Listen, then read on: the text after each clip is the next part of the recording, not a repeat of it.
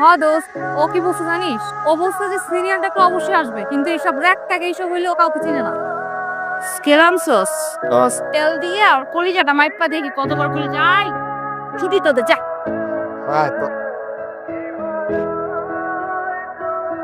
ও, ওনারা আসছিল আমাকে নিতে। আপনি রেখেছিলেন। সরি, আসলে আমার আসলে র্যাক পছন্দ না। আজ কথা বলতে পারেন না? সরি, আমি সাইন ল্যাঙ্গুয়েজ। সমস্যা কি তোর? তোমার সামনে তুই নেতাই গেলে কোনো কিছু বলতে পারবি না। দোস্ত আমার না মানে গলা দিয়ে বেরোইতেছিল না ওর সামনে শব্দ। আমি কি করছি আমি? এটা আমি আমার তো কিছু করার কথা ছিল না ওরে। মারার কথা ছিল তো। রাইট, মারার কথা ছিল। আমি করলাম নাকি আমার মুড নাই, র্যাক ট্যাগ দেয়ার এখন মুড নাই, আসে নাই, খুঁজে নিয়ে আয়। আমি ওই দিন কিছু করতে পারি নাই, কিন্তু আজকে আমার মুড আছে। আমি আজকে জাস্ট ওকে পাইলে আমি দেখি কব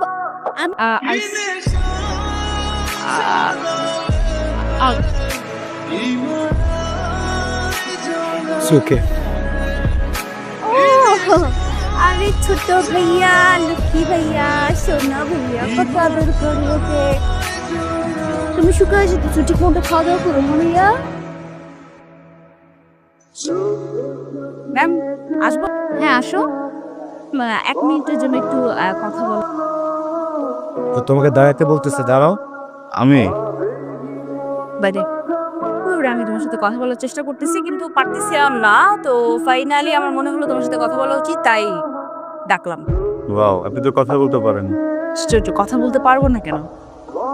ওয়াও, আপনি তো অনেক কথা বলতে পারেন। ইসলাম করতেছে আমার সাথে, কেন কথা বলতে পারবো না? আমি অবশ্যই অনেক কথা বলতে পারি। সরি, ভাইজামি না, মানে ওই যে এই কদিন দেখলাম আপনি আবার জোর বাবা। ফরগেট ইট, লিভ ইট, ভুলে যাও সব। হ্যাঁ শোনো, ঠান্ডা মাথায় শোনো। মানুষের জীবনে মাঝে মাঝে কিছু ফেজ যায়। হ্যাঁ, আমার লাইফে এমন একটা ফেজ গেছে যখন কথা বলতে চাইছি কিন্তু পারিনি বলতে। এখন আবার বলতে চাইতেছি, কিন্তু আমি এখন বলবো। আমি তোমাকে যে কথাটা বলবো আমি ভুলে গেছি। মনে পড়লে বলেন। না এই দাঁড়াও প্লিজ, কাজ করো, এই যে নাও, এটা নাও। হ্যাঁ আচ্ছা হাজদানি করস তুই? হাজদানি করস? একটা পোলার কাছে নাকে নিচু পানি খাইতে খাইতে এই অবস্থা। মান ইজ্জত তো কিছু নাই তো। নাক তো নাকের জায়গায় না। মানে বুঝতে তো না তুই? ওই পোলার তুই ডাকছিস মায়ের দেওয়ার জন্য, উল্টা তুই কি করছিস? তার হাতে চকলেট ভরা দিছিস, চাইতেছিস কি তুই? খাও তো ভাই। খাতো ভাই? কাকে কি বললি? মামা তো ভাই, আজকে হবে খাতো ভাই। একটা ভাই হইলো না, মানে হাতের মধ্যে চকলেট ধরা দিচ্ছি। তুই যে কি করছিস? রিভেঞ্জ। রিভেন্স এটারে বাবা। তোর জন্য আমাদের তো মান সম্মান তো চারটু যেটুক ছিল আজকে কিন্তু চলো ভাই, রোজা শেষ, চল। মামা পুরা মাঠ তো খালি, কোনো পাখি নেই। ইম্পর্টেন্ট কথা বলবেন, বলেন। আসলে কথাটা আপনার ইম্পর্টেন্ট কথা না, বলছেন না কেন বলেন? আমিও তো শুনতে চাচ্ছি। সমস্যা নেই, যদি বলতে না পারেন ওকে, আমাকে লিখে দেন। লিখতে না পারলে টেক্সট করেন।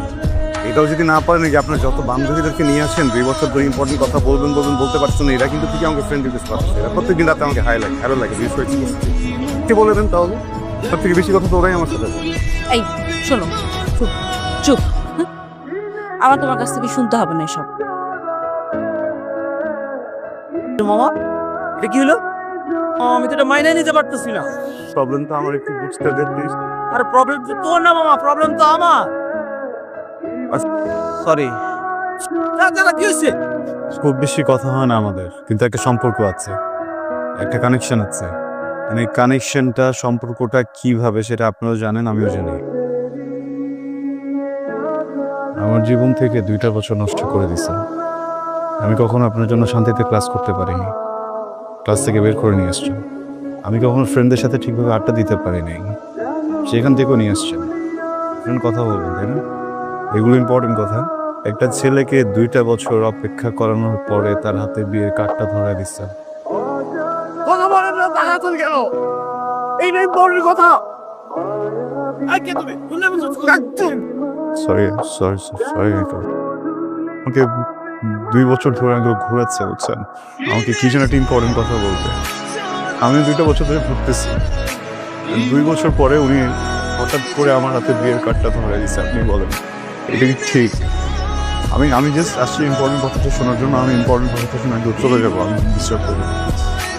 প্লিজ আঙ্কেল প্রচুর ছটফট করছেন না কথাটা বলার জন্য। আমি বেশি ছটফট আমি করছি, তো যাবো, আমি কোনো সিনক্রেট করবো না। এদিকে তাকান। ভালোবাসি, আমি তোমাকে ভালোবাসি।